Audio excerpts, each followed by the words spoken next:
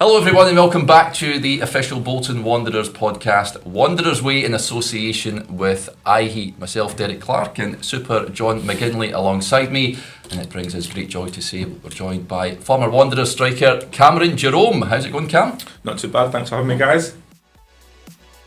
Wanderers Way, the official podcast of Bolton Wanderers Football Club in association with iHeat. Coming up, I've seen you back at a few games, Cam. We've spoke when you've been back. Do you see much change since you left in the summer this season? Yeah, I think there has been change. Obviously, there's been a lot of personnel change in terms of the playing staff, a few new additions, and obviously since Stephen's been appointed, I've seen one or two games, and obviously it looks a little bit different to how it looked under Ian. Yeah. But yeah, I mean, this year has been, for me, I think the league's been quite competitive in terms of there's been 5 or 6 strong teams who are all vying for promotion. So I think the rocky patch Bolton sort of had over the winter time, I think people sort of like casted them aside. So I think it's been almost a blessing really, so they can sort of go under the radar a little bit, where the form has picked up, after the new year and into these last couple of weeks. So hopefully we can look for a strong end to the season really, and consolidate a place in the playoffs. What did you get sent off for? I was chasing back. Yeah, sort of like I was pressing the defender and he was sort of ambling on the ball, and he'd like looked up to pass, and I think the pass had gone from him. So then he was like sort of trying to make his mind up. He was sort of stuttering, and I just obviously lunged to pinch the ball, and I've caught him so far up the calf. It was I looked at it after, it was abysmal. I had to write an apology. Really? Because when you do a bad tackle out there, here like it's a red and free game ban, whatever it is. If it's violent conduct, sorry. If you did a bad tackle, you probably get a game for bad tackle, not an elbow or sort of anything with violent conduct. But there's no threshold for the bans, so they decide what it's going to be.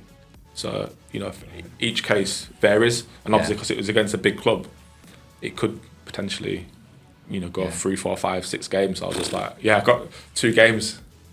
So you've got the begging ball out, you know what I mean?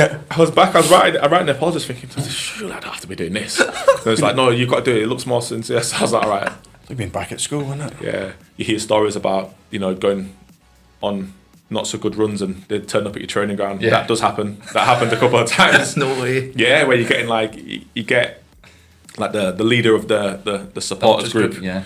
They might have 2 different supporters groups, so they'll come together, come down, they'll put banners all around your training ground, and then they'll have a meeting. Like obviously you have your captains, so normally on the continent you have like 3 captains, obviously different language speaking people. Yeah. So we had like a Turkish captain, a French one, and a Portuguese one. So the 3 captains would meet with the manager, the sporting director, and they'd obviously have a chat, have a sit down, and then they'd come and meet the players, and then they'd say, right, look, we're behind you, let's get some wins. Yeah. But yeah, it's like, whoa, this is different. We need a win here, boys. Wanderers Way, the official podcast of Bolton Wanderers Football Club in association with iHeat.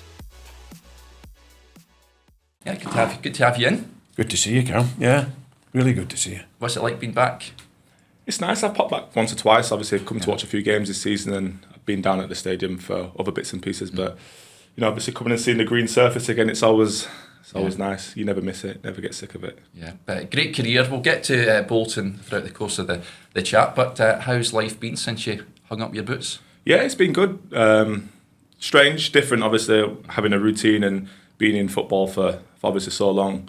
It's just adapting really to normal life, and I've got 1 or 2 things I'm working on in the background which are taking up my time, and obviously just enjoying a bit of family time with the kids, and just enjoying doing what I want to do for a change rather than being told to be in at 9 o'clock and can leave at 3 o'clock. So I miss the structure a little bit. I'm only joking with that. But it's nice. It's just, obviously when you're used to doing something for so long, it's just then how do you fill that void and the time and stuff like that. But I've had a good break. What's the biggest thing? Do you miss the dressing room banter that you hear players say that a lot? I think so. The camaraderie, I think, between the boys, just going in and just hearing jokes flying here, there and everywhere, and obviously the training ground, getting in the canteen in the morning and in the physio room, where that's like the sort of hub of the training ground where all the banter happens and stuff like that. So that sort of thing I think you'll never miss. But I've obviously been visiting different places and different clubs over the last couple of months, so I've been trying to get stuck in and have a little bit of banter when I've been out and about. I've seen you back at a few games, Cam. We've spoke when you've been back. Do you see much change since you left in the summer this season? Yeah, I think there has been change. Obviously, there's been a lot of personnel change in terms of the playing staff, a few new additions, and obviously since Stephen's been appointed, I've seen 1 or 2 games, and obviously it looks a little bit different to how it looked under Ian. Yeah.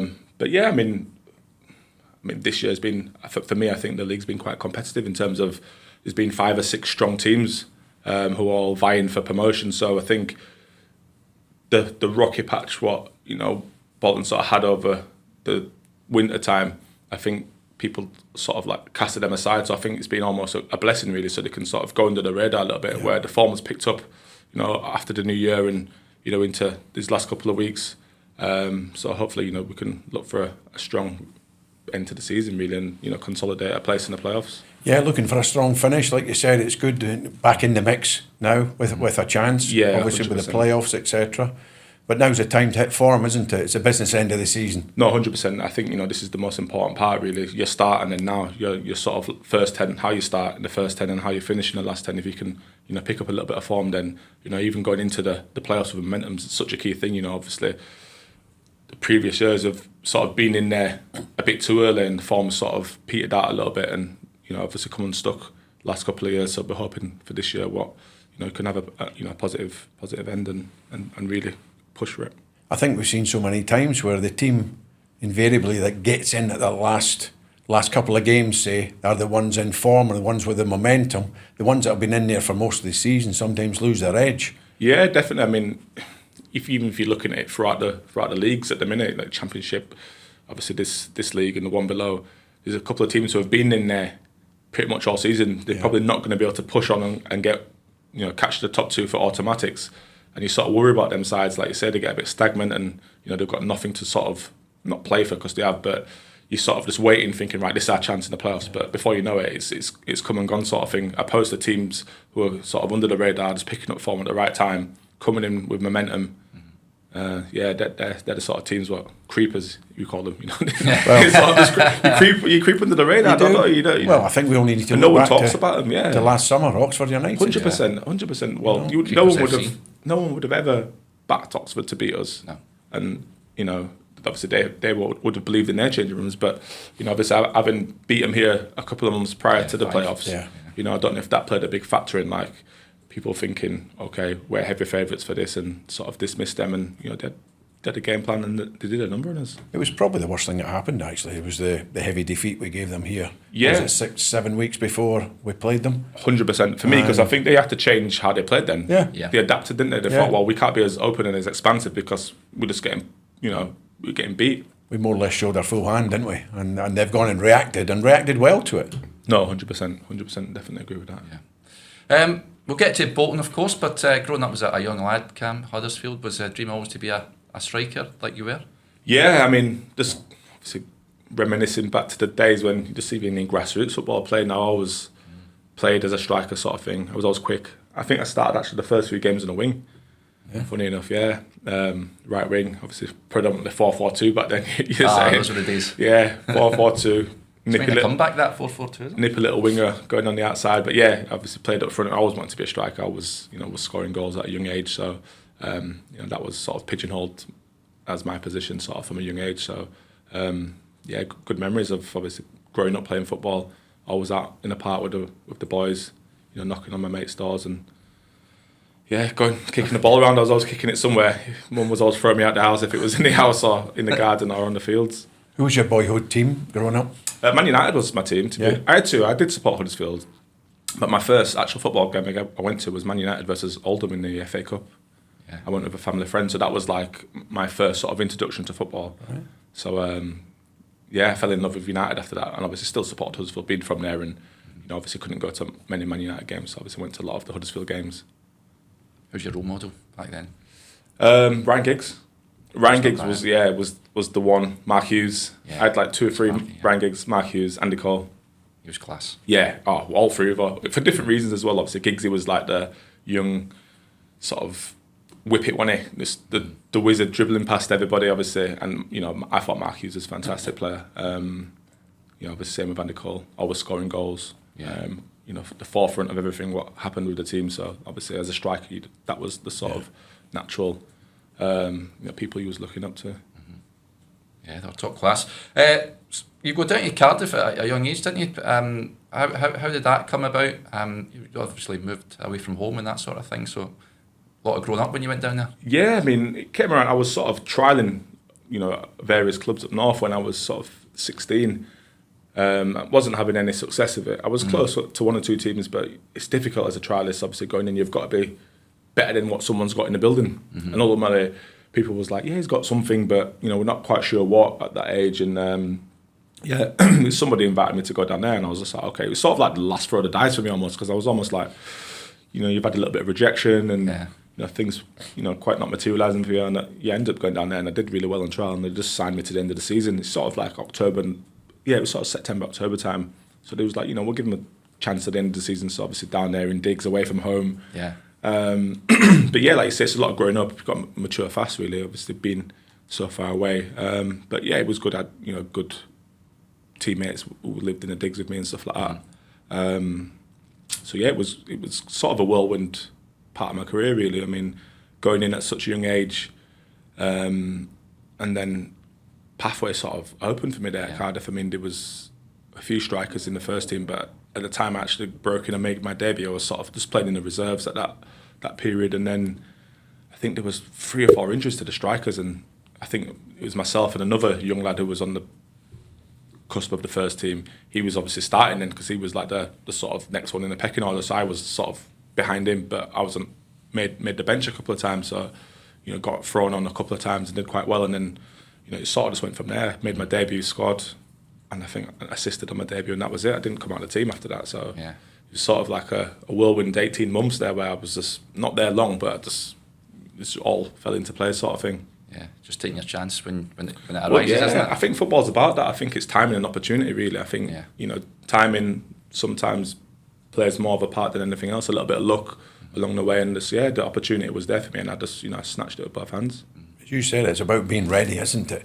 Because at some point your opportunity is going to come along, and it's more often it's when you're not expecting it. Yeah, of course, definitely. You see it now with young players where people are talking about a young player should be given a chance or given an opportunity, whatever, and for whatever reason they're not at that particular moment. But like you say, it's when you least expect it. It's, I look at Conor Bradley, for example, who was here with, and everyone was like, "Oh, Conor's gone back to Liverpool. Do you think he'll play?" The lad said to me, "Do you think he's got what it takes to play in the Premier League?" I was like, "He's got some great attributes, but it's going to be tough, going back to Liverpool and forcing his way in there." But Trent gets injured, and all of a sudden, Conor gets thrown in, and obviously does really well, stands up to the test, looks even better than what he was when he was here, and there you go. He establishes himself by playing a number of games. He doesn't look out of place at all in a team like Liverpool. You're talking about the best team in the country at the minute, so just goes to show. And now Trent's leaving, they've got a ready-made replacement now, waiting to step in. Exactly that. So they're probably thinking, okay, it's a blow losing Trent. Of course it is to any team, but then we've got another one on the conveyor belt. What we've readied for first team football, and fully deserved as well. By the way, no, 100%. What a boy! He's a great lad, like you say. And what a role model for the kids. I mean, he was just fantastic when he came here. I mean, after that Papa John's final, boy's crying. Genuine tears because he was leaving, and he was. Do you know what I mean? He had made himself such a part of the club when he came, and you don't see that very often. No, defo. Especially with a young player coming from a big club. Yeah, it's sort of like there was no arrogance, no cockiness. No. He's one of the lads. He immersed himself in the changing rooms. Absolutely. Got involved with all the boys and the nights out and the banter and stuff like that. Obviously made a few close mates with the younger boys and stuff like that. So, fully deserved. He's worked his socks off, and you never begrudge anyone for working hard and getting a good opportunity. Yeah. See, as a young lad in that dressing room, was it quite intimidating? Was there any more senior pros that helped you settle? Where was that at? Sorry, at Cardiff. Yeah, there was. Yeah, I mean, there's a couple of lads I will still speak to now regularly who really helped look after me. Joby McAnuff, Alan Lee, people like that. Peter Thorne, he's my strike partner at the time. Richard Langley, he was sort of my role model. Sort of took me under his wing and helped me out a lot. Obviously, what to do, what not to do, how to act and stuff like that. And I think it's such an important part of football. What's dying at the minute, really, just that sort of older sort of statesman. What might not necessarily play as much football, but is just knits the club together, knits the change room together, sort of a good pathway to the manager and the team and stuff like that. And I sort of morphed into that, to be fair. Back into my career, it came full cycle, and I think it gave me like a sort of perspective on, right, someone's done that for you and helped you along your way, and that's given you the platform to have a career. Now it's your turn to do that back. And I did that at Luton, and I did that here.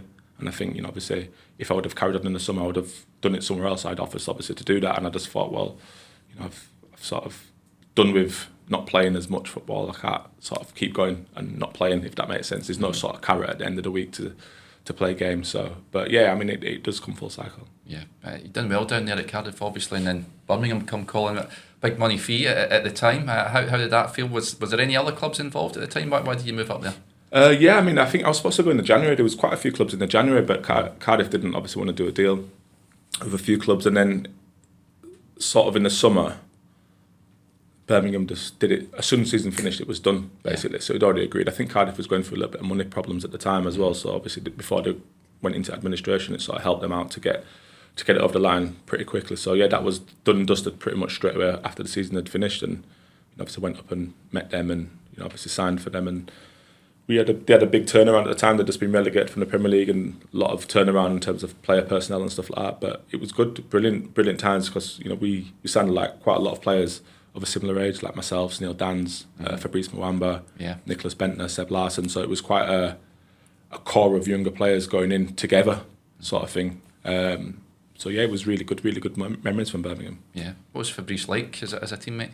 Yeah, he was really good. I mean, he doesn't say much now. He doesn't speak. I see him all the time. Our lads actually play together at Man City, so it's quite funny doing the same team. So he doesn't. Everyone's like, he doesn't talk. I'm like, he does. He just needs to like warm him up a little bit. But now Fab's a great lad. He was, obviously a young lad coming from Arsenal. And he come with two of the other boys from Arsenal. So yeah, he was a good teammate. It's funny. Once you know him personally, he comes out of his shell. He's a bubbly character. Cracking player here, of course, Sean. Tremendous player. I mean, obviously it ended sadly for him, but thankfully he's still going, and that's the biggest. That's the main thing in it, yeah. Because he was brilliant, and that season.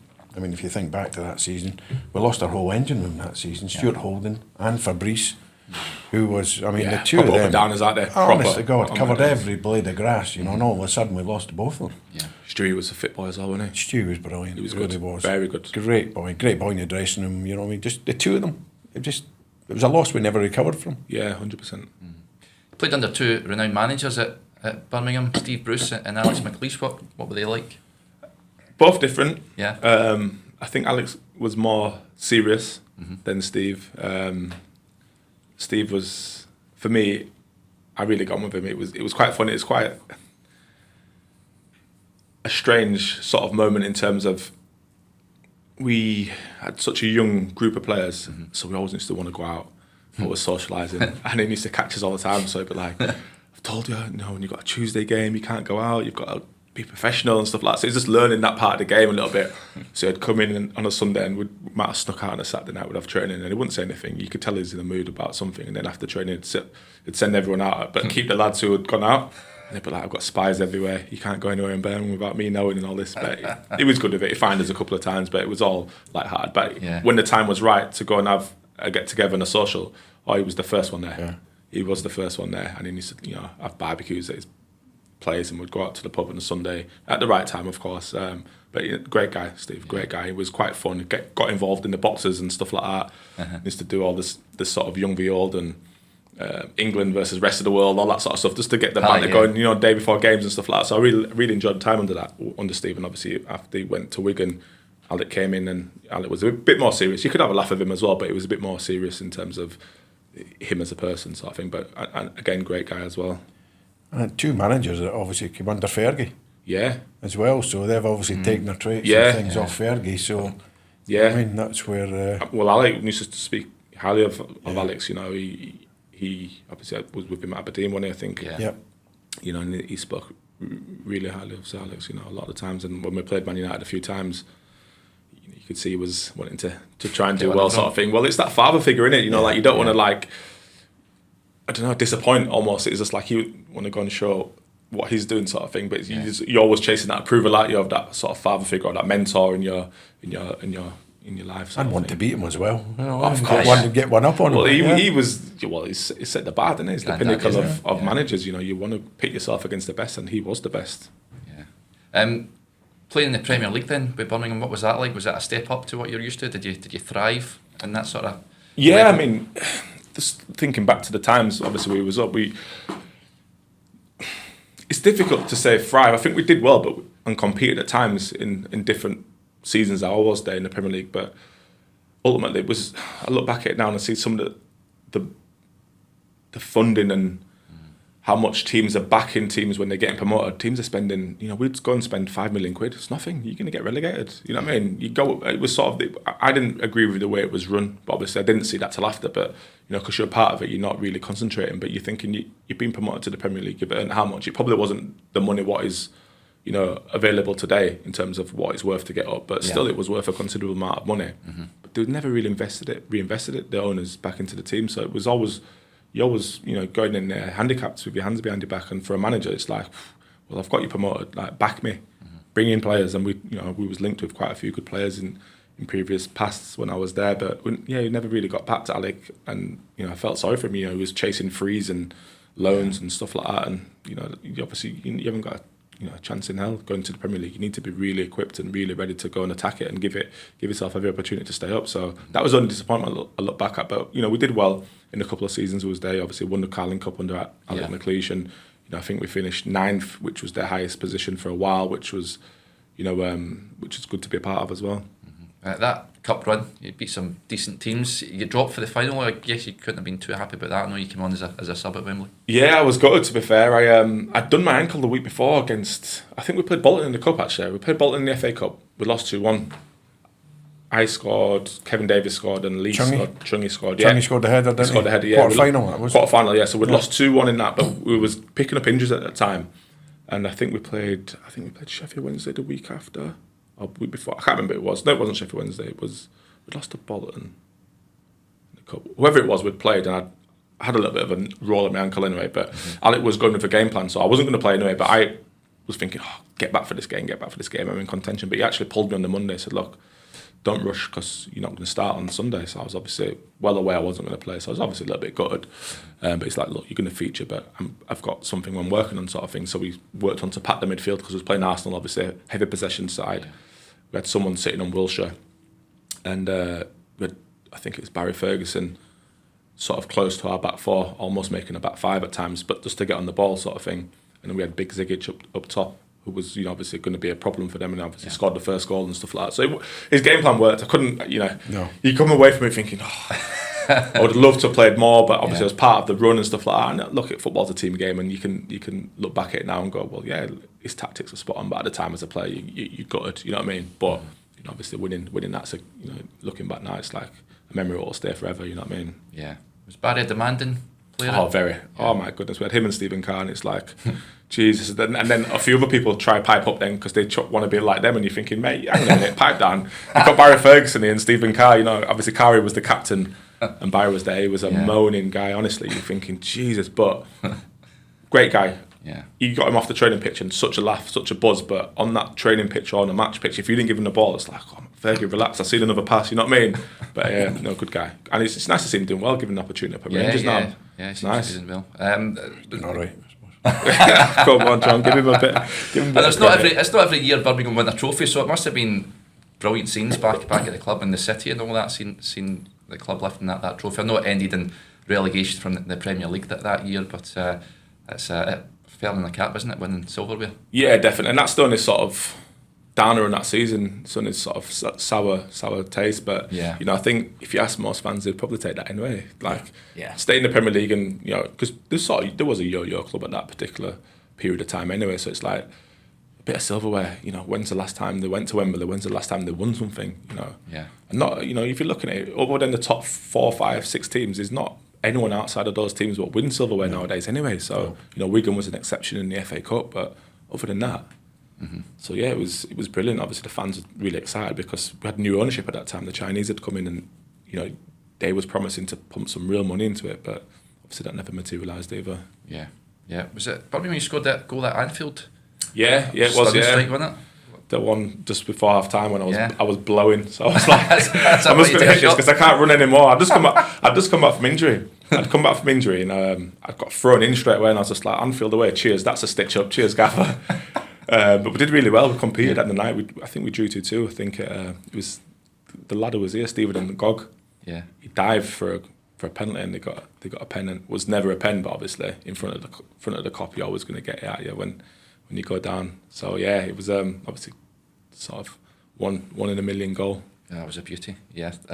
You go to Stoke, of course, you scored another belter there, we'll touch on that, but when you left Birmingham, were you sad to leave, or were you happy to move? I felt it was the right time. I'd done 5 years there, and I felt, not to sound detrimental or anything, but I didn't want to go, well, I was never going to go back down to the Championship anyway, but obviously because they got relegated, it was like, it was the end of the era, because a lot of the team got sort of ripped up, and obviously they was having a sort of reset and going again. So it was sad, obviously leaving, a club what you become fond of and stuff like that. But obviously that part of my career, I was wanting to carry on playing in the Premier League, and opportunities was out there for me to do so. So yeah, obviously Stoke came in, and that was interesting going there with obviously Tony Pulis. He was another different sort of character, good man, real good man. But yeah, it was good. I mean, we had such a good squad, such a good camaraderie in the dressing room, and obviously buying into their culture, what they'd sort of created at the time. It was a real good changing room to be part of, real good team to be part of. Especially playing down there at Stoke. Some of the teams coming and just seeing them beat before they've even gone on the pitch. You know what I mean? Just because what they'd created and what the culture was about there. So yeah, that was obviously nice to be a part of that as well. Yeah, there was some force back then, wasn't it? Because it took a lot of scalps. Yeah, I mean, Man City's, Man United's, Liverpool's, you'd beat, and you wouldn't just nick a 1-0, by the way. It's 2-3-0, you'd end up beating teams. It's like, you could see no one really enjoyed going there. It was uncomfortable. You know what I mean? Was that a manager that instilled it in the players that you could beat anybody down there? I think it was just the way we played. We were so direct and so physical for teams, and it dried the pitch out and stuff like, you're playing against, some of the big boys on the weekend. You'd be telling the groundsman, leave it a bit longer, don't water it as much. So they'd come and try and play football, and it's getting stuck, and then all of a sudden you've got a 50-50 with somebody you're getting clattered, and then the fans are up, because they're wanting to see that sort of football. So it just creates that sort of environment for opposition sides when they come there. It's like, wow, this is not nice. And obviously the fans are on top of them. You're getting long throws and missiles coming in your box, and you're having to really defend, you know what I mean? Yeah. So it was really uncomfortable for teams going there. So it was good. It's good to play. It's good to be playing in a team what's up, trying to score goals all the time. Whether that's coming from a long throw as a striker, you're thinking, well, there's chances here. Always. Your goal against Southampton, were you knackered then? Or was that... No, I was fuming.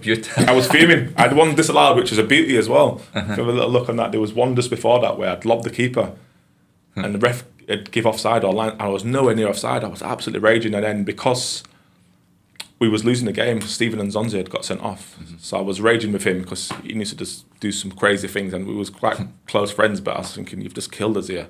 And I think the manager threw on another striker. I think he threw on Kenwyn Jones.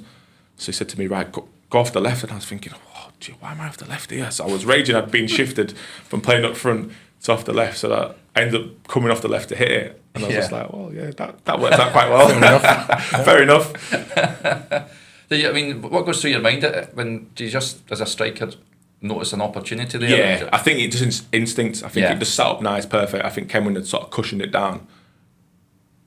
And there was nowhere to, because I was running onto it, there's nowhere to sort of progress with the ball. Yeah. So it had to be just hit. And we was losing anyway, so it was one of them ones where, like, you just sort of come onto it, it sat perfect there. Yeah. So I thought, I'm having this. And I said, it's funny, after the game I was saying to Kelvin Davis, he's just like, where did that come from? What on earth was that? And I was just like, you don't save those, mate. Don't save those. We had a bit of a chuckle after about it, but yeah, it was obviously it's a beauty. So. Yeah, sure was. Sure was the big characters in that dressing room. They were. To be fair, I mean, we had some big characters, but there was, what on the pitch there was big characters. In the change rooms there wasn't. Like people like Robert Hoof and Ryan Shawcross. There was quiet guys. Yeah. There was obviously real big characters and leaders on the pitch. The training field, they set the standards, in and around the place, but. Off the field, there was quite quiet where you think they weren't as dominant what you think there was, but they just got on with their work. Real good pros, and that's what Tony sort of tried to install, like good pros. I just want to surround the team and insulate the team with good guys who will listen, follow tactics, but also they'll create a culture within the club where he doesn't have to get involved in anything else then. He knows in his own mind it's been looked after behind the scenes. And I think as a manager, that's the biggest thing you want. You just want to focus on getting the team ready for the weekend. Your job is picking a team, which is hard enough anyway, but you want the dressing room to be able to police itself. You want good characters in there, good leaders, where everyone's going to fall under the sort of rules and not be too wild. We had one or two wild ones, Jermaine Pennant and people like that. But I think Tony had his way of dealing with people, so he was okay. Yeah. Do you enjoy playing in his team? That sort of direct style? Because he always played two strikers. Yeah.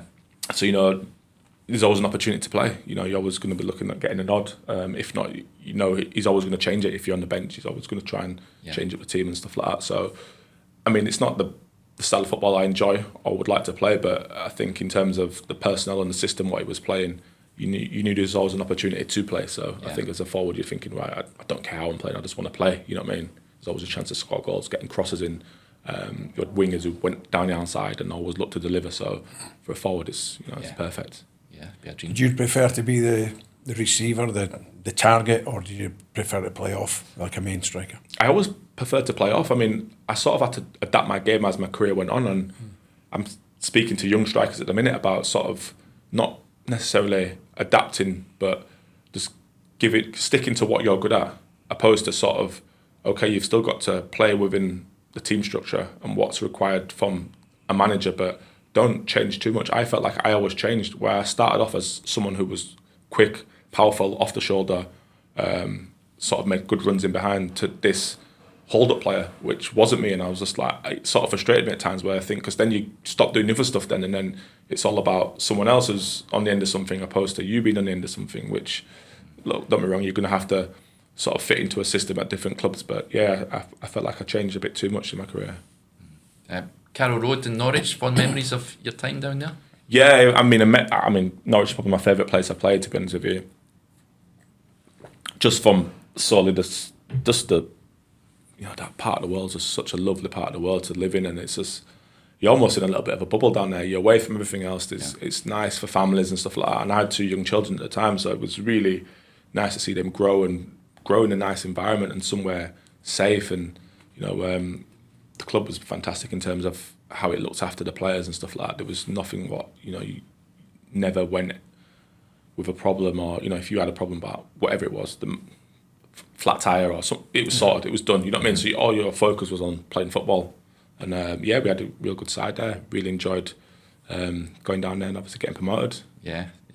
Being the first player to score at Wembley for Norwich. Yeah, which is another thing. Yeah, so that was good. I got my chance to play at Wembley, and that was it then. So amazing place. Really enjoyed my football there. Really did. Yeah, that season it was interesting because the change of manager. I know Alex Neil was tearing up at Hamilton back in Scotland, but I can't imagine too many players would have been aware of him when he get appointed. I think maybe a few raised eyebrows when he came in. Oh, 100%.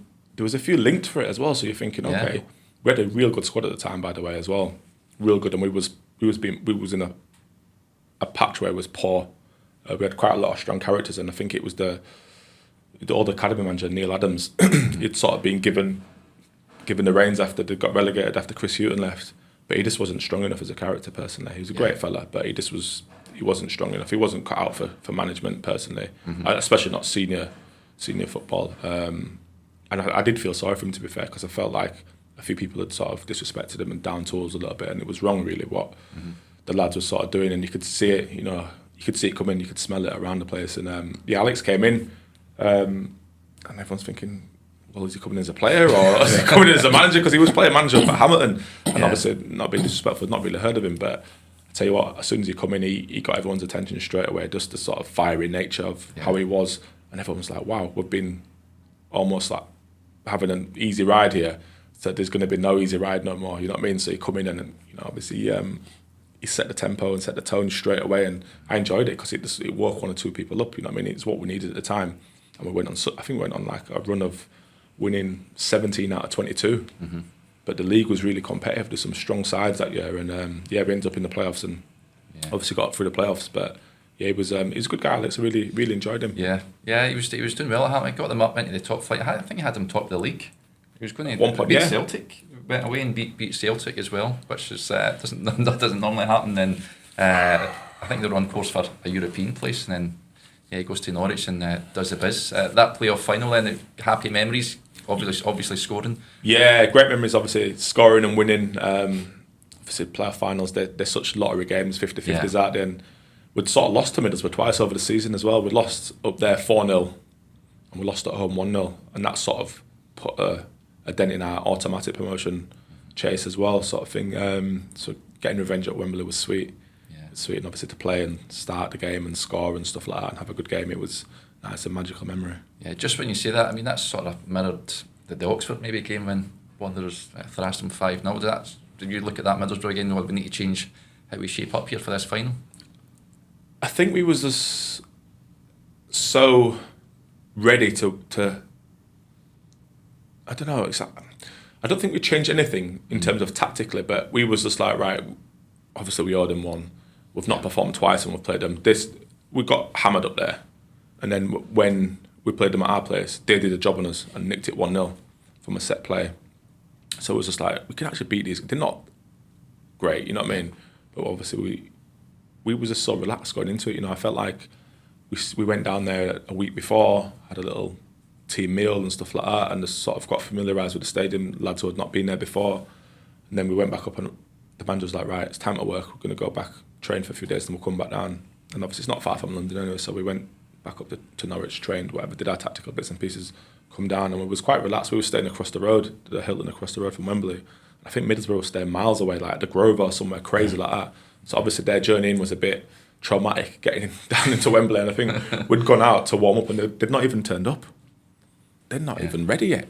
3 o'clock we're going out, so if they've had 5 minutes warm up, like, it's unlucky. You know what I mean? So we was obviously like, right, get tuned in, getting our prep done, and they came out late, warmed up late, and started the game sloppy, and almost, you know, there was 2-0 down before 25 minutes, 30 minutes, and the game was done then. We just managed the game then. Yeah. Do you know what's interesting? You say that. Speaking to Stephen Schumacher recently, he said exactly the same with Plymouth. Obviously, we went down.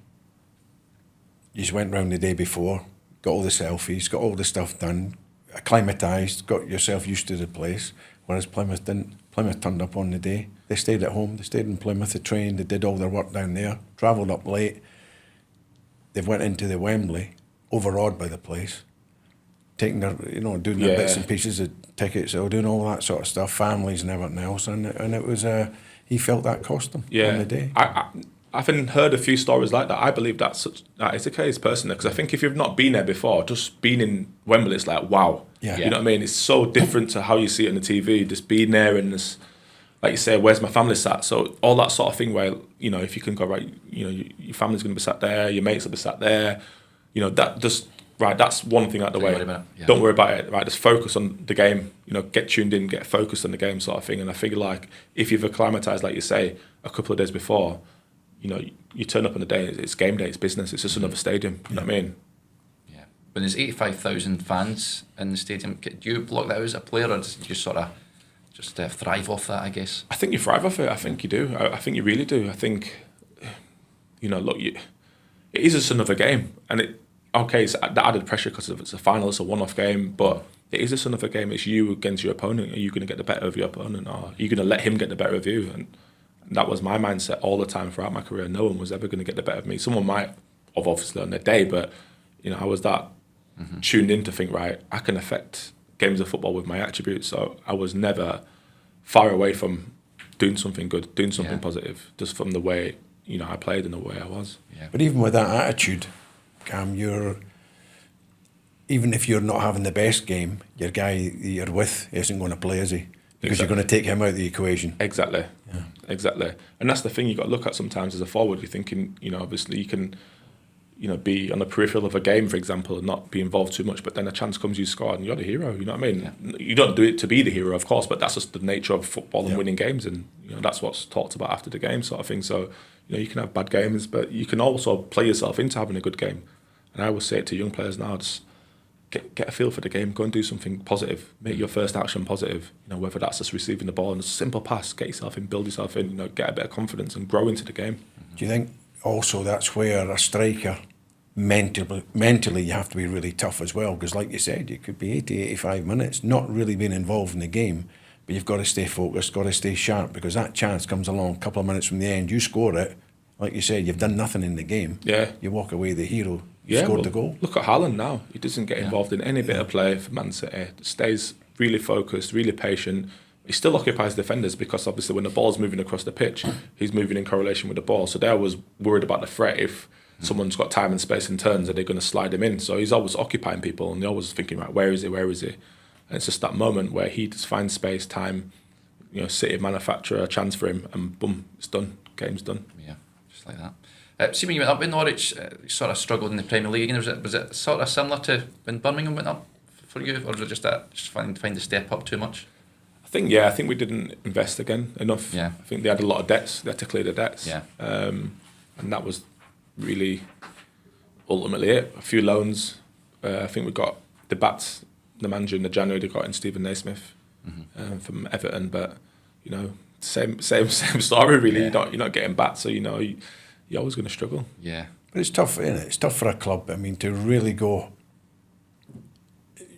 to invest in it big time money wise, knowing that there's a chance you're going to go down, it's tough at times for them as well. The teams are struggling. They've got to establish themselves, haven't they? Maybe for 2 or 3 years Yeah. in there before they really get that confidence to be able to go out and start 100%. to really buy and invest. 100%. And look, you've got to have empathy with some of these owners because running a football club is not cheap. No. So you're thinking, well, we've managed to get up. If we can clear a bit of debt, if we can consolidate and stay up by whatever chance you do, then next year we can invest. But at the minute we can't stretch too far, because if we do come back, the consequences are diabolical, as we've seen. You know what I mean? In many a club. So yeah, it's a catch-22. It really is, because obviously the fans are going, right, go on, invest, go on. I know. They want that excitement, be linked to that player, and can we go and get this player in and whatnot? And You need to be baking some cakes, do you, to stay up, man? Yeah. Let's be having you. Should be doing a bit, like. Yeah. The spell at Derby, Cam, and I'm interested that your spell in Turkey. How did that come about? And that must have been an experience and a half over there. Yeah, it was. I mean, I was supposed to go to Derby in the summer, but I went in January. But as we got relegated to Norwich, we got in the German manager, Daniel Fark. Brilliant, absolutely brilliant. Breath of fresh air. I really enjoyed him. And I actually said to him, look, I wish I'd met you when I was 22, because his ideas and philosophy was so different. It was just like, wow, I wish I'd come across you when I was younger. So we lost 1 or 2 players. John Howson went to Middlesbrough, Graham Dorrans went up to Rangers, and the squad was sort of being picked apart. So I was just like, wow, I need to get out of here, because it's just young boys now. Yeah. And the manager's like, look, I need you to stay. And I was just like, I kind of want to go there. I don't really see us being able to challenge. Like, all our best players have left. And he's like, look, if you can stay a year and help out, then it would be brilliant. So I was sort of had a bit of a dilemma, had a bit of a falling out with the sporting director, and then he said, like, right, look, you're going to have to stay. So I ended up staying until the January, went to Derby, because I thought they was going to get promoted. I thought it was a banker to get promoted. I'd been speaking to the manager there for quite a while. And was it Frank that was there at the time? No, it was Gary Rowett. Gary Rowett, yeah. So Gary had twisted my arm to go there in the January, ended up going. We missed out in the playoffs to Fulham, and then obviously Gary left and went to Stoke. So I was like, oh, cheers. And then Frank comes in the summer, and then wants to sort of put his own stamp on it and stuff like that. So I was just like, right, read the room here. I'm 29, 30, whatever it was, and he was sort of going in another direction. So I didn't have any real conversations with him about anything. As soon as the opportunity came to leave, I sort of was like, right, you're going to have to help me get out of here, because the chairman's not letting me go. I mean, I had like West Brom come in, Forest came in, Sheffield United came in. I spoke to Chris Wilder a few times. It's like, I don't know for whatever reason on earth why they're letting you go, but it's beyond me. But like, try and get it done if we could. So the chairman was just like, I can't sell you to promotion rivals, because the fans will go crazy. So he said, like, you've got offers abroad, would you consider that? And if you did, then I'd help facilitate it a little bit easier than doing it here, sort of thing. So that's how that came around, and the Turkey thing was there. I went and had a look, and I thought, well, yeah, something different. I've always wanted to try and play abroad and test myself in another country and with a different culture. So that was that really. So I really, immersed in that and give it a go. Did you go to the big hitters, Fenerbahce, Galatasaray and all that? Yeah, got red carded at Fenerbahce. Unfortunately, got missiles pelted off me as I was coming off the pitch, but It was a bit hairy, but yeah, when it was it was quite the same there. Where the team I was out there with Göztepe, they would get scalps over the big ones. Would beat Gala at home, would beat Fenerbahce, would beat Besiktas. You know, we had some real good results against some of the bigger boys because it's so difficult to win games out there with the atmosphere and stuff like. You're going out there and you can't hear yourself think. You got some games and you've got projectiles and missiles being thrown at you and stuff like that. Obviously, the clean-up they're at a little bit more over recent years, but really is intimidating. But it's just the passion and the whole culture and the love for football they have. It's just like, wow, this is such a buzz. Yeah, it's brilliant to see. And obviously, when you hear stories about going on not so good runs and they turn up at your training ground, that does happen. That happened a couple of times. No way. Yeah, where you're getting you get like the leader of the supporters group. Yeah. They might have two different supporters groups, so they'll come together, come down, they'll put banners all the way around your training ground, and then they'll have a meeting. Like obviously you have your captains. So normally on the continent you have like 3 captains, obviously different language speaking people. Yeah. So with like a Turkish captain, a French one, and a Portuguese one. So the 3 captains would meet with the manager, the sporting director, and they'd obviously have a chat, have a sit down, and then they'd come and meet the players, and then they'd say, right, look, we're behind you. Let's get some wins. Yeah. But yeah, it's like, whoa, this is different. We need a win here, boys. When you moved out there, did you move the family out with you? Yeah, I moved the family. Yeah, that was part of it because I thought I didn't want to go to Timbuktu. I didn't want to go to China. I had that on the table, and I was just like, Turkey was on the Aegean side, so it was Izmir, so it was like more European and cosmopolitan. So I thought that'd probably work for the family. And there's quite a heavy NATO community out there, so we lived in the compound with a lot of NATO people and stuff like that. So the kids went to an English speaking school, even though they learned Turkish and stuff like that. But it was important what they went to, in an international school really. So that was the main thing for me. Can the family settle? And they did eventually. And obviously I only came back because it was COVID. If it wasn't for COVID, I wouldn't have come back. But yeah, it was really good. I really enjoyed it. It was different in terms of, just how they do things out there and stuff like that compared to what we do here, what you used to. It's a bit more professional here in terms of the makeup of a training ground and training, the structure and stuff like that. But no, it was certainly eventful. What did you get sent off for? I was chasing back. Yeah, sort of like I was pressing the defender and he was sort of ambling on the ball and he'd like looked up to pass and I think the pass had gone from him. So then he was like sort of trying to make his mind up. He was sort of stuttering, and I just obviously lunged to pinch the ball and I've caught him so far up the calf. It was I looked at it after, it was abysmal. I had to write an apology. Really? Because when you do a bad tackle out there, here like it's a red and free game ban, whatever it is. If it's violent conduct, sorry.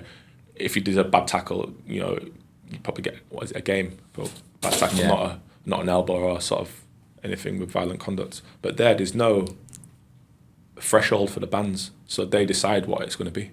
So each case varies, and obviously because it was against a big club, it could potentially go 3, 4, 5, 6 games. I was just like, I got 2 games. You've got the begging ball out, it's I was back. I was writing an apology, thinking, surely I don't have to be doing this. And it's like, no, you've got to do it. It looks more sincere. So I was like, all right. It's like being back at school, isn't it? Yeah, brilliant. Doing lines. Honestly, you can't make it up. Yeah. And some of the things I'd seen out there, it's like, Jesus. Yeah, it's partisan, shall we say, over in Turkey, isn't it? You played abroad as well, John, didn't you? Did you enjoy your time abroad? I did, but I wasn't one in Turkey. It's a different matter. I was in America, New Zealand. But no, it's good. It's a good experience, isn't it? Just being out.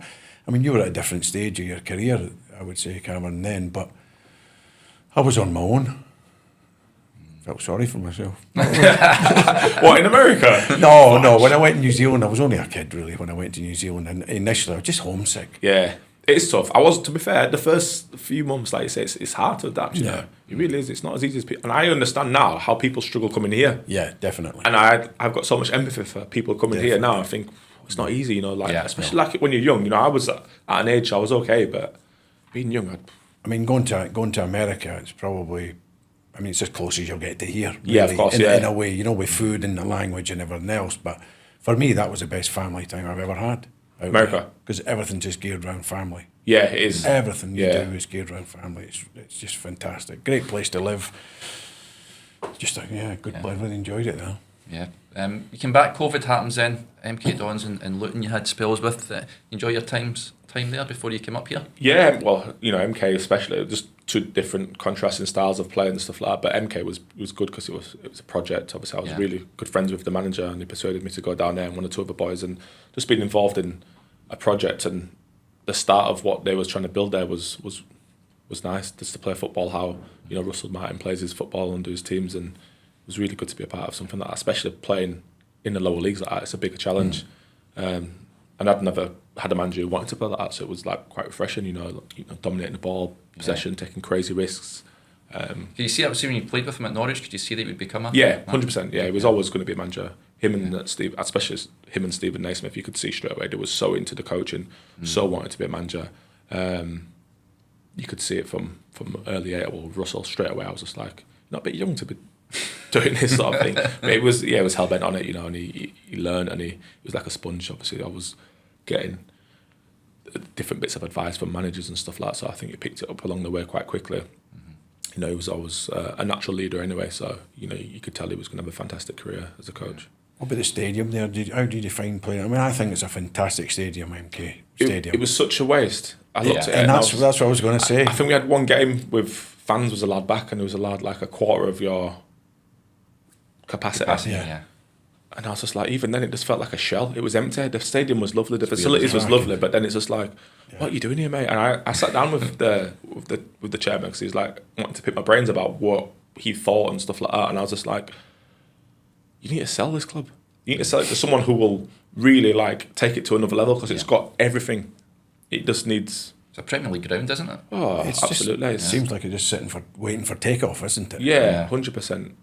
And I think obviously sold up now, but he's another extremely intelligent man. I didn't realise he told me the story of how it came around, and obviously he was in the music business before. Yeah, and he was saying that when Milton Keynes as a city was being built, they sort of wanted different people to invest in different things, and he got the land to build a stadium for obviously not a lot of money sort of thing. But then the way he didn't put any money of his own in. He just sort of got funding for the stadium, then got Asda involved, then got IKEA involved, then got other bits and pieces. So along the way, he built slowly. He didn't go, right, I'm going to build a stadium and everything else with it. He built it in stages, because remember, the top tier wasn't done, was it? No. But then he got the arena built, and then that paid for that. Then he got the Hilton on board in the hotel, and then that paid for something else. So he did it in stages, but he did it so smartly. Clever. Made a crazy amount of money, but didn't actually put...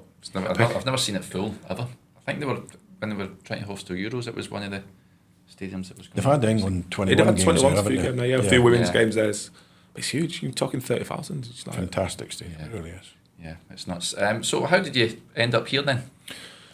Well, I was at Luton, and I sort of needed a change personally in my personal life in the January. So it was a toss-up between retiring and sort of giving something else another go. So that other go took hold, and obviously it's close to home, location, size of the club, the project, what it was trying to do, and obviously having met the manager and sporting director, I thought, wow, seeing how they play, and I thought this is similar to what it was at MK. It's fantastic. I'd 100% want to be a part of something like that. So yeah, it ended up coming in the January, and then obviously having that 6 months period where I thought, right, promotion's on here, we're going to get promoted 100%, and then obviously not get promoted, losing to Barnes in the first year, and then thinking, right, this year surely invest in a few more in the playing staff and personnel. And then obviously last year the disappointment of losing to Oxford in the playoff was like it's probably one of the lowest points of my career, that, to be fair. I think because I knew that was me, to be fair. I think I knew in the summer that was pretty much me done, and to lose at Wembley in the finals, like, would have been such a high to go out on winning that. And obviously seeing what hurt me was seeing the other boys, how upset they was and how disappointed they was, and obviously them wanting to get to the next level, and obviously losing that opportunity to do so. That's what got me a little bit. Yeah, I guess you've experienced the two extremes at Wembley, isn't it? It's the best day in the world if you and obviously I've been on the winning side a few times, and obviously to be on the other end, it's not nice. You know how it feels now. So yeah, that was done a disappointment. It's just more of a disappointment. You're thinking that that's what I'm speaking obviously my time, what we had, what we created, what the philosophy was. It was just geared up to play at a high level. Yeah. And I think, if it would have been in the Championship, that style of play would suit. It wouldn't struggle, I don't think. Every other week, somebody coming here, you get the best performance. Yeah, 100%. If you're not careful. Yeah, you're getting people come and raise their game because it's a lovely place to play. Like you say, it's a big scalp. So people come out here and go, I'm going to enjoy today. I'm going to really, stick it to these guys. Like you say, you got a target on your back, and you've seen some big clubs, like you say, get stuck in this division. Your Leeds is Sheffield Wednesdays, Sunderland's over the years. Hard to get off, isn't it? It's hard to get out of it. It's a real tough league to get out of. Yeah. Wembley the season before though, Papa John's final, that was a nice day for you. He came off the bench in a 4-0 rout. Yeah, well, it was a routing, wasn't it? I mean, everything just seemed to click into gear and go right for us in the day. Yeah. We started like a house on fire. We pressed them. I think they sort of like we alluded to earlier, saying about how they didn't prep right for that sort of game. Yeah. And as soon as the goal came, I think we had a chance before that, but as soon as the goal came, we scored one, we scored two, it was done. We was doing what we wanted, and for the boys to some of the boys who had never played at Wembley before to put in such a dominating performance, be a memory of what stays with them forever. But to be a part of another team winning a trophy at Wembley for myself personally was nice, and my boys being a little bit older to be able to go and see the dad at Wembley as well was nice, rather than saying, "Oh, I've done this by the way," and they're like, "Okay, good one, Dad." You've never done that. But that spectacle, I mean, walking out there in front of 80,000 fans with the flags and everything else, it could have been an FA Cup final. That 100% from both sides. Credit to both clubs, for well supported, and both had not been at Wembley for a while, so it like you say, it's a great spectacle for the supporters, for the football clubs, just to be a part of a final. I mean, I'm down there next week for Birmingham and Peterborough. Yeah. So I'm going to go down there for that. But it's always something, like you say, what will stay with you forever, no matter what it is. The Papa John's or the FA Cup, Cardiff Cup. Doesn't matter. It's a final at Wembley, and that's all that matters. You know what I mean? And going there with 80,000 fans, and coming home with the wins is special. Can't be beaten. Not ended in disappointment, obviously, that playoff final. But you enjoy pulling on the Whites jersey when you were here. I did. It could have happened previous times, many a time previously. I've been linked once or twice throughout the years, but I mean, just to come and be a part of it. I mean, obviously living in Manchester and stuff like that, Bolton's such a huge club, and it's just a shame from my perspective why I couldn't help get the club back to where I think it belongs. But obviously proud to have had this association and represented the club, and obviously made some good friends, and I always feel like I'll be welcome back here at any time, and I have been well received over the last year or so. So it'd be nice to sort of enjoy and sit back and watch from a neutral's perspective now, and obviously come and support the lads whenever I've got time, and whenever the kids badger me to come and watch a game of footy. You spoke about your role though, your role towards the end. Both, I mean, predominantly yourself and Jon Daddy Budvarsson coming off the bench to go and close a game out. And I felt the 2 years, I thought you had a good partnership, and to be honest, I thought you would have seen you more. Yeah. Starting games rather than coming on to finish games. I think so. I think I was disappointed in terms of coming here. I came from Luton where I was playing in the Championship, and I've come to a League One team, and I've got to wait and bide my time, but I didn't feel like I ever started or was given an opportunity to play a longer period of time. It was always like, okay, I'll use your experience to end the game, to close the game down, to calm heads down. So we don't have that out there. A young side, a bit naive, a little bit inexperienced at times. So it's like I was used in that role almost sparingly, and I think Jon was as well. In terms of that, he probably played a little bit more minutes, a little bit younger and stuff like that, which I did understood. I understood at this part of my career. Look, you're not going to go and be a mainstay in the team, but the season before, I think I'd started 20 games for Luton. I was starting games until the international break with them, so it was a little bit disappointing that. Obviously, I came in and I wasn't given the opportunity to do so. But look, I understood the role, what was required and stuff like that. But like you say, I think I did have a good understanding with Jon. I think he was a fantastic player, and I feel like we probably needed that presence up front a little bit more. Whether it was one of us with another one, but for whatever reason, the manager didn't see fit to do so. But I think that's probably another factor in not getting promoted. Personally, not saying. Either of us would have gone and scored 25 goals and got us promoted. But there's games where it required that certain tool, where you've got the tool in your tool bag, but you've just took out another one, personally. But and that was my angle. I just felt we didn't probably utilise you as much as we should have. No, 100%. Especially tough games where you're going away from home, you need experience, you need someone to lead the line and bring you into the game. Help get you up the pitch. Buy fouls. You're going to Portsmouth away, and Fratton Park's a tough environment to go on. And I don't know.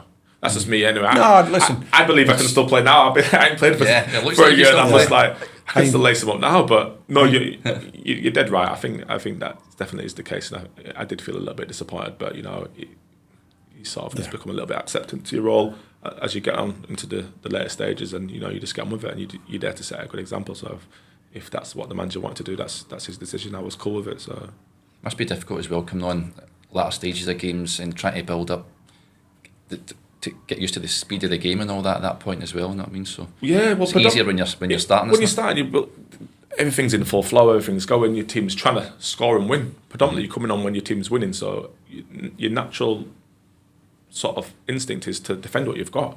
So you just revert a little bit. The team drops. How many times was we hanging on in moments in games, especially over the last 2 years? You'd seen it. You're thinking, 75 minutes, the boys look flagged. Yeah. Okay, the manager's going to change it, but you're not going to get your wing backs pushing on. You're not going to get midfielders trying to beat people and slide you in. No. You're just going to get people kicking the ball down the channel and say, get hold of that, or get us up the pitch, by a throw in, by a foul, be clever, slow it down, get hold of it a little bit. So it's almost like, okay, that's what's required at the time, but it's not. Yeah. It's you'd love to do that from the start, and everything else what you can sort of bring to a game. Yeah. I mean, do you think we got a wee bit too predictable? 100%. I mean, you could pretty much set your watch when you'd be going on. Yeah, 100%. And I think at times it was happening where other teams had already counteracted it before you've gone on. Yeah. Because they had made their change knowing you were coming on in a few minutes. 100%. I feel like,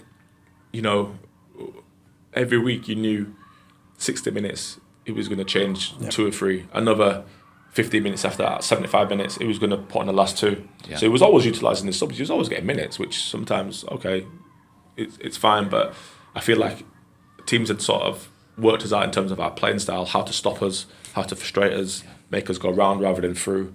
And we was a little bit naive to think that we can just do that every single time. We're going to go through, we're going to dominate, we're going to dominate, we're going to dominate. But obviously our kryptonite was when you played against a big physical side and they'd just go, right, bang, you defend now for a minute, and we was like, whoa, this is a bit alien to us because we're used to just having possession and no one really laying a glove on us. But when people did, we wobbled. Yeah. I've seen you. I enjoyed watching when you were maybe warming up, having words with the strikers and all that, and just giving them little bits of advice. That sort of ties in with what you're doing now. Yeah, definitely. I mean, this obviously when you're down there, you see things differently to when you're playing. When you're playing, you're not necessarily seeing things. So, like, watching the game, I'm always watching the strikers, see what they're doing, seeing their movements. Is it correct? Can you help them find an edge?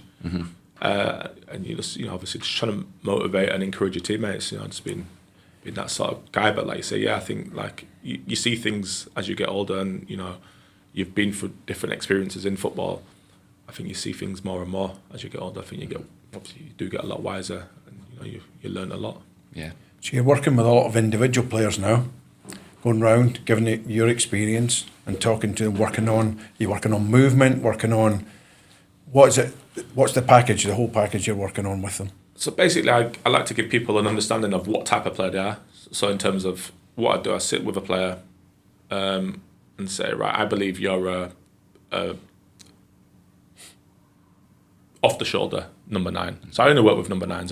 That's the position I played. I understand it from head to toe, and I've been the hold-up player, the one off the shoulder. So first of all, is identifying the type of striker they are. Are they a mobile number 9, someone who's got good ball retention, is required to win a lot of aerial duels, brings people into the game, gets the team on the pitch? Or are you sort of an off the shoulder who doesn't really get involved in the game, but you're always a threat with your running in behind, always looking to make space in the box and score goals? So it's first of all identifying the type of striker they are, then obviously looking at their games and their clips and their data, looking at areas of weakness and strength, and sitting down with them, goal set with them, say like, for example, are you a young player trying to get into first team football, or are you playing a championship trying to get to the Premier League? How does that look for you? And obviously make them set goals, set targets of what they want to achieve in their career, and then just help them get better, understand, like you say, key principles of movement, ball retention, duels, areas where goals are scored, understanding that, because there's a correlation and the data shows you where goals are scored from. But a lot of players do work outside of those zones. So it's like work smarter, be a little bit cleverer in what you're doing in terms of, right, as soon as, if I've got hold of it, can I then, where's my second movement? Then what? Am I not ball watching and admiring a pass out wide? get in the box. That's the zones, you know what I mean? When you're in the box, are you preempting space? Are you being occupied and marked and letting the defender push you out? Or are you, playing off defender's shoulders, blindside and stuff like that? Just little bits of tips and information, and obviously doing a little bit of individualised coaching in terms of helping them with finishing and movement and different drills, what, gives people confidence and allows them to improve. As you said, it's these little traits and little tricks where it might be taking the defender the opposite way, knowing you want the ball played into the space for you. Exactly. Do you know what I mean? And it's little things like that which, for you to hand over your experience, is invaluable to young strikers. 100%. And like I said, it comes full circle where I feel like people did that for me, and I feel like the game is going that way, where I think it's so analytical and data driven now, and you've got people, no disrespect to some of the people who are in football, but you've got data analysts giving a debrief to a centre forward. I feel like it's disrespectful. He's a guy who's never kicked a football, so he's telling a professional footballer what to do. So it's like myself going to Barclays Bank and telling the manager of the investment group how to invest money in the stock market. I feel it's ridiculous because I've been at university and got an accreditation. It's ludicrous when you think about it. So why not have somebody who goes and learns about data and understands the data and uses simple football terminology to speak to the person, and the person's going to go, well, I understand what he's on about because he was a footballer, and he was a good footballer. Well, it's that instant respect, isn't it? Yeah, exactly. As well, so then you get their attention, so they're more receptive to the words you're saying and to the information they're giving him, and that's all it's about. I honestly can't believe, obviously, a striker coach. If I had a goalkeeping coach since Noah was rowing the ark, do you know what I mean? You've got a throwing coach, set-piece coach, you've got all sorts of coaches there, but not a striker coach. No, and that's the thing for me as well. Like, I looked at it and I'm thinking football's evolved with, and for the better, personally, I think it's such a better watch now. With the influx of the coaches we've had in this country in the Premier League over the last sort of 5-10 years, football's evolved and it went one way and it's coming back another way now. Whereas, if you look at City and Haaland, they've sort of brought it back, this robust, old-fashioned mobile number 9. So everyone starts scratching their head going, well, where's our number 9s? Because we've been playing we've focused on number 10s, or we've focused on inverted wingers. So there's no 9s. So everyone's like, well, oh wow, we need a 9. Like, let's dip into our pocket and go and buy one. So everyone's, fishing in the same pond. Yeah. But, why not look at the ones that are in your club first of all and say, right, how can we develop them? Like you say, you've got a goalie coach. People are doing set-piece coaches. People are doing throwing coaches. Obviously, a throwing coach. I agree with that because I think when you've got a throw and you've got possession of the football, why throw up the line and make it a 50-50 when you can work a pattern and work a bounce and keep possession? Isn't it? Yeah, you've got possession, so you're throwing it away technically, if you think of it what it is. So I think, like I say about the forward coaching, even if it's not individualised coaching, even if it's just a mentoring, which I do a lot, where I'm sitting down and I'll look at games and look at the clips of players and send their clips and they can have a look at it, and we talk over Zoom about their games and their performances and things like that. But if you're struggling as a striker, I know what it's like to do that. I've been through barren spells of not scoring goals and the fans are on your back and you're feeling a little bit deflated at times, but you can't chat the manager's door and say I'm struggling, because you're coming out of the team. If he is that, you're out of the team. So you're thinking, right, how can I sort of have someone impartial give me like a little bit of feedback or a little bit of support for how I'm feeling? And I feel like some players, they'll speak to their agent and their agent will just tell them what they want to hear, or their mates will tell them what they want to hear. The mum and dad might not want to upset them, or they might not understand football, so they can't get good information and good response out of them. So I feel like with what I'm doing is giving people impartial, independent advice, but it's good advice. You know what I mean? Yeah. Do this, do the right things. Are you doing the right things? Okay, you're telling me you're doing everything right in training. If I ring your manager tomorrow, I will do, by the way, and he's telling me opposite, then we can't work together. Rather than them saying to their agent, I'm not playing, what should I do? And the agent's like, forget about him, we'll get you out in January. Because that's the first thing he's thinking and saying to you, it's not your fault, son. It's someone else's fault. And such a blame culture in football where, I think there's been such an resurgence since social media of players wanting to better themselves, athletes wanting to better themselves, doing extra 1%, doing extra bits and pieces away from training or individual, whether it's a nutritionist, whether it's a chef, whether it's a strength and conditioning work. People are going and finding this 1%ers everywhere else. So if you can have enough 1%ers, it's going to add up and improve performance, right? And I look at other sports, for example, like basketball and NFL and some of the American sports. Some of them, your bigger athletes, they spend millions and millions of dollars on that 1%. Yeah. So if there's any young strikers out there needing some advice, how do they get in touch with you? Cam?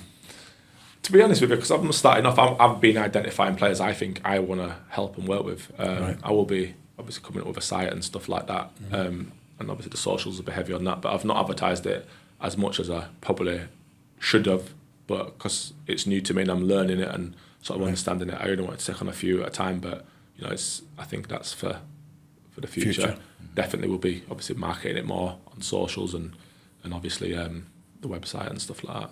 So the players you're working with at the moment are the ones you've picked yourself and you've approached? One approached me through an agent, and the other one approached because I know him personally, so it's just where he's going through a period and needed a little bit of a little bit of support. So I'm only working with 3 at the minute, but you know, I don't really want to be working with too many because I want the quality of time focus on those boys, and I think, you know, they've got, you know, real bright futures ahead of them, and I think, you know, the stage in the season and what they're playing for at this stage of the season is important. So I'm not really taking it anymore. And are you always going to look individually, or are you going to look maybe at some point with some clubs getting involved way? I try to get involved with some clubs, and that's what took me so long doing it individually, because everybody at the start was like, you know, it works so well in, you know, going individually, and I was just like, yeah, but it's just, I feel like the environment of having that in a club works so much better personally, because facilities, time, facilities. So you know, if you think of a day-to-day, how a football club and a training day would look, you know, people are in at different stages. So you could sit down with players on a Monday morning after a Saturday game. You can almost debrief them individually, show them their clips. But you can do two or three of the strikers, because they're coming at different times. You sit down for 20 minutes, have a coffee, just go over their clips. You know, watch them train. Some other lads might be on a warm down. You know, they're warm after training, so then, you know, you might want to do a bit of individual stuff, work on a little bit of movement to finish, or, you know, finishing from crosses or whatever, but they're warm and they're ready, and the facilities are there, the keepers are there. It works perfectly at a football club. It's then hard to go and replicate that on a Wednesday, someone's day off. They've had a couple of days of training already, so they're a little bit tired. They might want to go and see their girlfriend, or they might want to go do a bit of shopping, or they might want to go out to eat with friends. So it's then, right, look, but what I like about the players I'm doing with, they want to do that on their days off. They want to improve, they want to get better. So it's like, right, okay, Wednesday we go, we'll design a session, we work on what we've identified, and, you know, we'll go and execute it.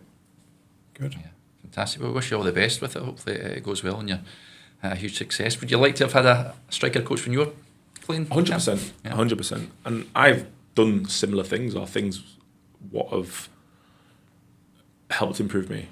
So I've invested in myself, and that's what gave me the longevity I had in my career in terms of that. And, you know, my analogy of it is your own office, so always improve your office. Yeah. Bang on. I'd have liked to have striker coach. Oh, 100%, you would. I would have. It's amazing, you know, like you say, how it's not been I had a couple of mentors throughout my career, older pros who, you know, I was fortunate enough to have Andy Cole, my hero, come in at Birmingham for the back end of the season, and I had Kevin Phillips at Birmingham, and he was such a good example and such a role model. And I used to just ask him loads of little bits of information, look at his technique, watch him finish. I was just like, wow, that's the top. When I think back, right, you'd never admit to struggling or to having a tough time or whatever. You'd bottle it up and go through it, you know, and it might be you hadn't scored for a couple of games, 2 or 3 games or whatever, and it starts to prey on you. It does. You know, and you feel it, and the only way in your head is, the only way you get out of it is by scoring a goal. Yeah. You know, and that's it. But you could have had other help. There was other help you could have had at the time, you know, whether it's your movement, whether it's your touch, you know, and just to hear it off somebody that you respect makes a huge difference. 100%. Huge. Yeah. Magic, well, it's been brilliant having you on. Cameron, thank you. No worries, thanks for having me. Pleasure. Super. Always nice. Yeah, hope it all goes well, and if you find any really good strikers, you know where to send them. To be fair, that's what everyone's asking in our clubs. You ain't got any strikers, have you? So you're a wee bit of scouting as well in there, you know? Yeah, it is. There's loads of room for you. You can take it in whatever direction you want. So. But no, good to see you, and hope everything goes well, and keep checking in with us, and we'll, like I said, any good ones, you know where to put them. Yeah, top man. Wanderers Way, the official podcast of Bolton Wanderers Football Club in association with iHeat.